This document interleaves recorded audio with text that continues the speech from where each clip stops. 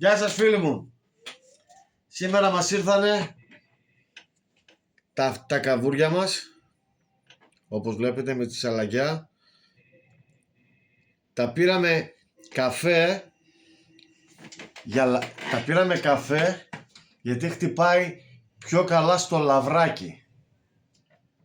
Κυνηγάνε τα καβούρια.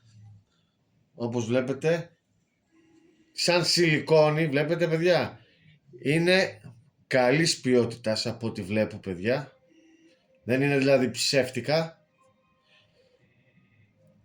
Θα τα δούμε και στην πράξη, όπως βλέπετε, δαγκάνες, όλα κομπλέ, και εδώ είναι τα αγκιστράκια μας, καβούρια παιδιά. Όταν θα τα δοκιμάσουμε παιδιά αυτά εδώ, να μας κάνει λίγο τα κέφια ο καιρός, θα σας πω και τα αποτελέσματα. Καβούρια.